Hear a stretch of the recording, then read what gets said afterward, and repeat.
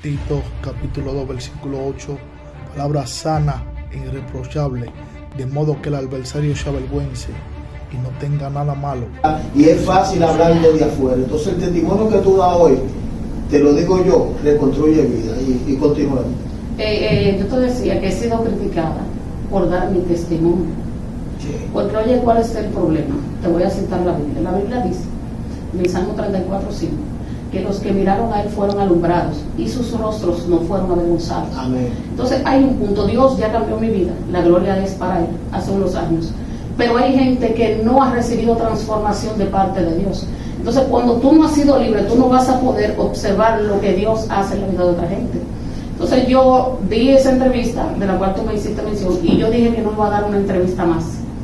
Pero Dios trató conmigo y me dio a entender que mi misión es hablar de él, de su grandeza, Claro que sí. de lo que él ha hecho en mi vida, porque hay gente que necesita la palabra. Y yo recuerdo, tomando el tema de la cuestión de la brujería, una misma clienta que consumía fue la que me sugirió que fuera donde un brujo, y yo fui. Un señor haitiano. No sé Continuamos si con su programa Visión RDN. Recuerden suscribirse a nuestro canal. Señores, hoy tenemos también aquí una aura muy positiva de Dios, porque Dios es el más grande y todo el mundo tiene que entenderlo. Hoy tenemos una invitada muy especial, la cual hemos convocado para que nos narre parte de su historia y usted se puede identificar con ella, y es la evangelista Martes. Amén. Lency Martes de Ventura. ¿Cómo Amén. está, Lency? Estoy bien, gracias al Señor, es un placer para mí estar aquí, amén. Sí. En este espacio, doy gracias a Dios por esta oportunidad, y así que me extiende la invitación para estar aquí hablando de la grandeza de nuestro Señor Jesús. Amén. Tú sabes que es de beneplácito tenerte aquí, y más con tu historia que puede impactar miles de seres humanos. Y quiero decirte antes de empezar, y te voy a dejar hablar todo, de que tú eres un ejemplo en la sociedad, porque todo aquel que ha cometido cualquier hecho que se reinserte en la sociedad, para mí es un ejemplo, Amén. porque ya vivió algo y es algo que proyecta. Nancy, quiero que me hable de tu vida pasada, momentos de los cuales tú has pasado y cómo tú entras al Evangelio. Amén. Voy a empezar por resaltar que para mí, yo sé que también para que el motivo de esta entrevista es que gente que está en el mundo, fuera de la cobertura de Dios, o sea, todos estamos en el mundo, amén. Pero ya los que conocemos al Señor, dice la Biblia que estamos en el mundo, pero no somos del mundo. Amén. Dando a entender de que ya no pertenecemos al círculo de mucha gente. Entonces, para mí, la visión especial de esta entrevista es hablar con esa gente que está sin esperanza, esa gente que entiende que ya ha tocado fondo, que no le importa nada, es resaltar primero la grandeza de Dios y darle una palabra de esperanza a la gente que la necesita. Yo soy una persona oriunda del municipio de San Antonio de Guerra, Santo Domingo Oeste, amén. Y yo crecí en una familia normal, aunque crecí fuera de mis padres, porque por cosas de Dios que Dios permitió, mis padres fueron personas un poco irresponsables, para no redundar mucho en esa parte, amén. Pero dentro de lo que cabe, yo tuve una infancia bien, porque crecí en una familia, me crió un tío mío, hermano de mi padre, por todo lo que un niño o una niña normal necesitaría. Sí. Pero ¿qué pasa? Cuando ya uno va creciendo, va tomando tamaño, entonces asimismo la mentalidad, cuando uno está fuera de Cristo, muchas veces de lo que te han inculcado, tú te apartas para seguir tu propio camino. Entonces fui creciendo y fui tomando, por decirlo así, la calle. Y en ese transcurso de vida, antes de llegar al Señor, ocurrieron muchas cosas en mi vida que me marcaron, para bien, porque la gloria de Dios le sirvo a Cristo. Pero todo era un trayecto que Dios tenía definido para mi vida, para que hoy yo estuviese aquí en este lugar. Gloria al Señor. Hablando de la grandeza de Dios, yo andé mucho en la calle, como yo he dicho anteriormente en otras entrevistas que me han hecho, y realmente no me es de beneplácito ese tiempo, porque hay gente que se regocija. Todavía ya Dios lo cambia y ellos se mantienen como con un regocijo de donde vienen. Yo no, yo me regocijo por lo que Dios ha hecho en mí.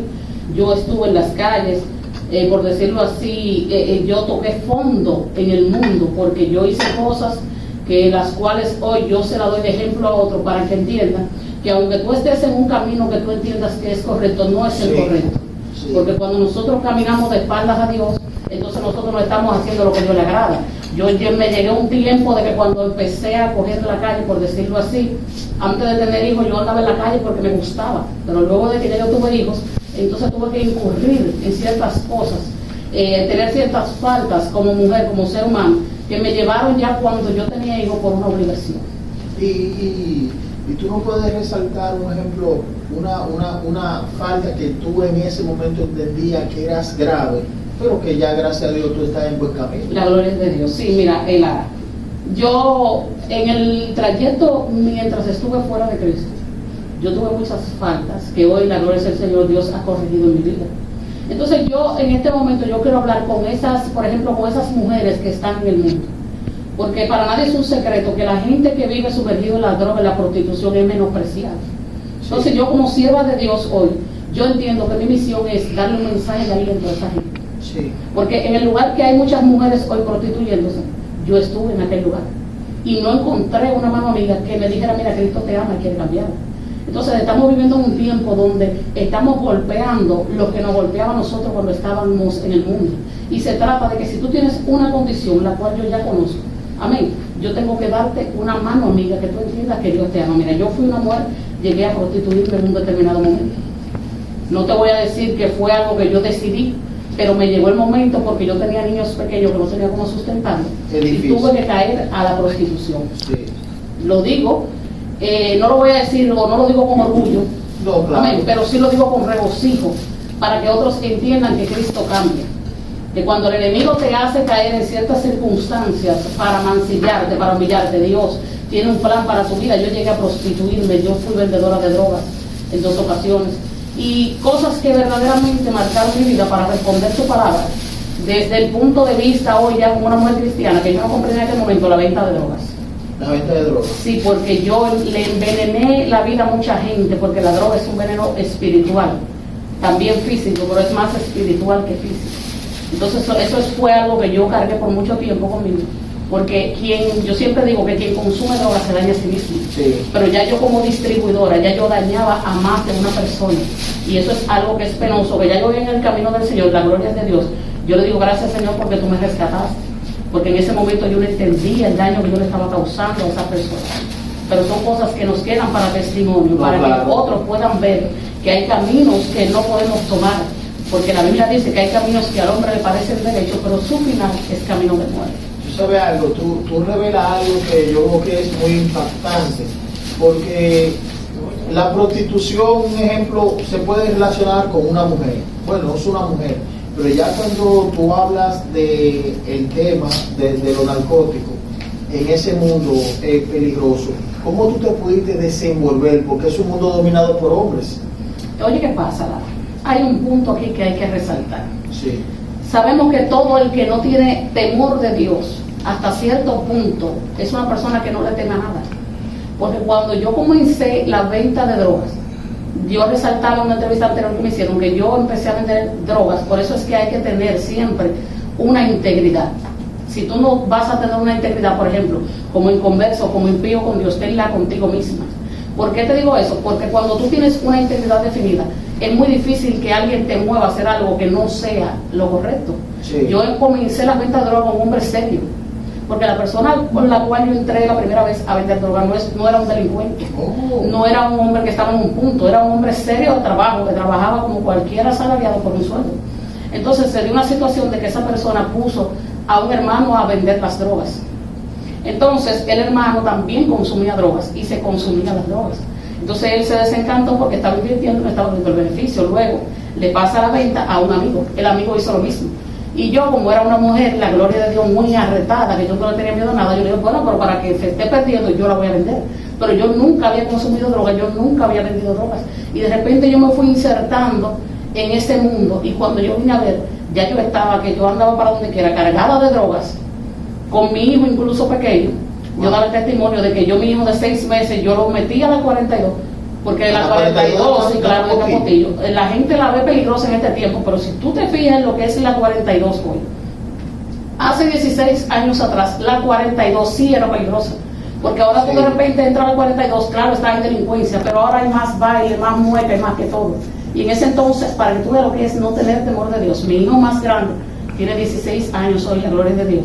yo me lo llevaba para la 42 y me metía en esos callejones, que todo el que conoce la 42 va a entender. Sí, claro, y mi hijo, para que tú veas lo que el enemigo hace con la gente, por eso hay que tener misericordia en este tiempo. Y yo acostaba, recuerdo mi hijo en la balanza de un señor llamado El Gordo, le decía, que era quien distribuía la droga, y ahí yo lo acostaba, le ponía un pamper, lo llenaba de droga, volvía y le ponía otro pamper, volvía y le llenaba de droga. Mi único hijo en ese tiempo, la gloria de Dios, Dios me hizo recapacitar, y yo andaba la capital entera con mi hijo cargado de drogas. A veces me tocaba montarme en guagua y se me sentaban los policías al lado y solamente me miraban. Yo decía, bueno, la gloria es de Dios. Yo decía, bueno, si me agarró, yo soy capaz de dejar el niño por ahí mismo. Y todas esas son cosas que uno, cuando no conoce a Dios, cuando uno se sumerge en el mundo, uno pierde el temor. Porque qué gente con 2 dedos de frente, Ariel, de vergüenza, va a tomar un niño de 6 meses, inocente, siendo su propio hijo, y lo va a poner en esa circunstancia. Sí, una circunstancia. Pero todo eso es cuando uno ya se sumerge en el mundo. Porque ya cuando tú dices, bueno, ya yo tomé la calle, ya tú no le tienes miedo a nada. Porque ya tú estás prácticamente en una selva de cemento, donde tú tienes que sobrevivir a como dé lugar. Y en esos momentos donde tú recorriste, que tú andabas con tu niño, tú sabes que cuando se toca ese tema de los narcóticos, uno siempre tiene que estar armado con algo, por lo menos. En ese momento tú llegaste a estar armado. En ese entonces no, porque parte de que era principiante, yo prácticamente jugaba con el peligro. Porque yo... ¿Te daba adrenalina el peligro? Sí, como que para mí yo meterme al 42, a todo eso, yo me entraba en un punto de droga donde el dueño del punto tenía el kilo aquí y la droga que él me vendía era retirada del kilo y llegaba a mis manos. Wow. Y yo en ese momento, también había un punto, cuando tú eres nuevo en la calle, todavía tú no te has dado a notar. Entonces, por ende, tú corres peligro, pero el peligro no es tan alto. Porque tú no vienes siendo una amenaza para las personas que están en tu mismo entorno, que están haciendo lo mismo. Y yo en un principio no, yo andaba atento a mí, por decirlo así. Luego ya cuando yo fui sumergiéndome más, yo siempre andaba armada, siempre tenía algo por ahí, porque también era una persona que no le tenía miedo a nada, que de cualquier cosa yo sabía pelear con hombres, mujeres, como fuera, sin ningún tipo de miedo, porque también el temor se va. Sí. Porque si tú tienes miedo, entonces tú no vas a permanecer en la calle. Así mismo. Dentro de esos menesteres de la calle existe lo que es el joropeo. ¿Tú sabes el joropeo? Los meneos, los negocios de la calle, como dicen. Correctamente. Entonces, ¿te llegaron alguna vez a joropear? Bueno, yo en un principio, cuando yo empecé la venta de las drogas, hubo algo que me llevó a hacerme notar mucho, y es que las drogas que yo vendía, o la sustancia, porque sabemos que yo estoy medio sensible, la sustancia que yo vendía, era muy fuerte. Entonces, cuando en el mundo, el bajo mundo, eso es igual que si tú te dedicas a vender ropa, si tú te dedicas a confeccionar o vender ropa de calidad, se supone que tu fama va a aumentar. Sí. Para bien, porque se está hablando de ropa, pero ya cuando es en el mundo de los narcóticos, cuando tú vendes algo que está, como dicen en el bajo mundo, la gente que consume, que está muy bueno, sí, eso trae mucho a hablar. Y en un principio todo fue muy bien, pero luego sí me calenté un poco, porque yo vivía al lado el director, vamos a decir, de ese pueblo, sí, el encargado de la DNCD en ese pueblo. Él vivía en una casa y yo vivía en la otra al lado, y ahí yo hacía todos mis movimientos, y él me llamaba y me decía, mira, yo te voy a tener que meter presa, vete. Pero entonces cuando ya yo vi que la cosa se iba como arreciando, yo decidí entrar en el mundo de la brujería. ¿En la brujería entrar? Sí, para resguardarme, según yo, porque la brujería existe, aunque nosotros ya lo que hemos conocido al Señor, y mucha gente que no conoce al Señor no cree, pero el que ha tenido experiencias en el mundo espiritual, en el mundo físico, sabe que existe. Y yo recurrí a un brujo a hacer un resguardo, para que me resguardara, para yo poder hacer de las mías por donde quiera, sí, y que no pasara nada, y efectivamente así fue. Y cuando tú entras a la brujería, o sea, ¿qué tú pudiste hacer, si se puede revelar? Sí, la Biblia establece, porque todo parte y vuelve siempre a la Biblia. Sí. Mira, Ariel, te voy a decir, yo he sido una persona que he sido criticada por este tipo de entrevistas. No, es que nadie puede cuestionarte. Lo único que te puede cuestionar es Dios, porque tú estás revelando algo, y yo quiero un aplauso sobre eso. Yo te voy a resaltar con un aplauso de todo, porque tú eres una mujer digna en la sociedad. Cuando tú estabas en ese momento, tú hacías eso, pero era más por tu niño. Porque es difícil verse en una situación abandonada, seguro una mujer golpeada, sola. Eso fue en Sabana Grande de Boya, porque el padre de mis 2 hijos es de Sabana Grande de Boya, los 2 más grandes, y yo vivía allá en ese tiempo. Y yo fui y efectivamente sí me hice un resguardo que duró muchísimos días. Eso es algo tenebroso totalmente, porque cuando ya tú decides hacer un resguardo, o sea, tú le estás diciendo a Satanás, mira, yo te doy la potestad de que sea tú quien me guarde, de que sea tú quien me guíe. Y yo hice un resguardo, recuerdo que duré 7 días que no me bañaba, haciéndome ese resguardo con un sinnúmero de cosas, bebiendo sangre de un gallo negro, porque son cosas que, como te digo, hay mucha gente que habla de que tiene un resguardo y muchas veces ni siquiera conoce lo que tiene. Sí. Porque eso es lo mismo que cuando yo confesé a Cristo como mi único y suficiente Salvador. Ese día yo le dije al Señor, tú de hoy en adelante vas a cuidar mis pasos. Eso es igual cuando tú te tomas un resguardo tragado, que hay gente que hace mucho esos pactos y hay que tener mucho cuidado. Porque yo recuerdo que yo hice ese resguardo, Ariel, duré todos esos días sin bañarme, me bebí un resguardo tragado y también tenía uno físico. Y yo, hasta que llegué a Cristo, yo fui perseguida por eso. Porque fue un resguardo que se me preparó para cuando el problema, por ejemplo, si allá abajo en el primer piso se iba a armar un problema, eso me ponía a mí a esconderme. Yo podía estar en un lugar y de repente yo salí y me escondía hasta debajo de una cama. Y yo llegué a tener muchos inconvenientes por eso, hasta que Cristo llegó a mi vida y me libertó. Porque la Biblia dice que, y conoceréis la verdad y seréis verdaderamente libres. Entonces muchas veces uno cuenta el testimonio y hay mucha gente, muchas veces dentro del pueblo de Dios, y no estoy golpeando nada, estoy siendo sincera, siendo honesta. Amén. Porque Dios ha puesto la verdad en mi boca y yo tengo que decirla. Muchas veces el mismo pueblo de Dios es quien te persigue.